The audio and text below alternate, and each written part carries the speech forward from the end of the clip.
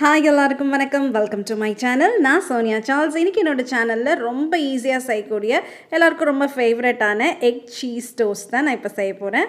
இது ரொம்ப சுலபமாக செஞ்சிடலாம். நீங்களும் இது ட்ரை பண்ணி பார்த்துட்டு எப்படி வந்திருக்குன்னு கமெண்ட் செக்ஷனில் சொல்லுங்கள். மறக்காமல் என் சேனலுக்கு சப்ஸ்கிரைப் பண்ணுங்கள். வாங்க சமைக்கலாம்.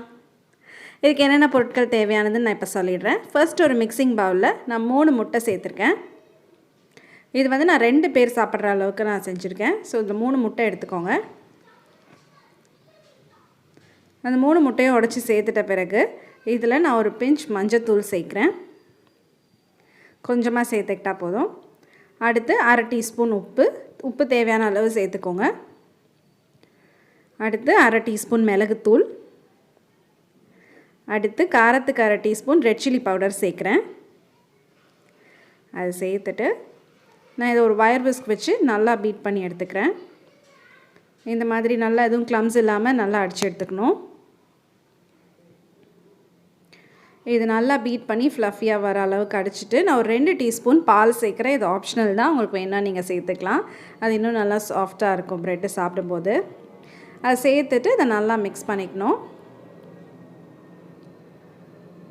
இந்த மாதிரி நல்லா பீட் பண்ணி எடுத்து வச்சுட்டு ஸ்டவ்வில் ஒரு பேன் வச்சு நான் அதில் 1 டீஸ்பூன் நெய் சேர்க்குறேன்.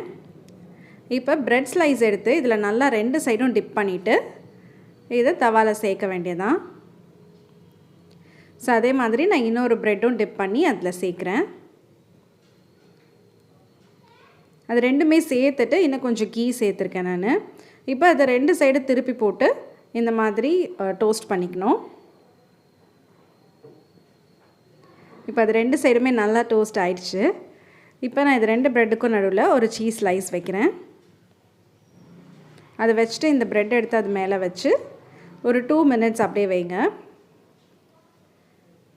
இதை இன்னொரு சைடு திருப்பி போட்டு இன்னொரு 1 மினிட் வச்சா அந்த சீஸ் அருமையாக மெல்ட் ஆகி வரும்.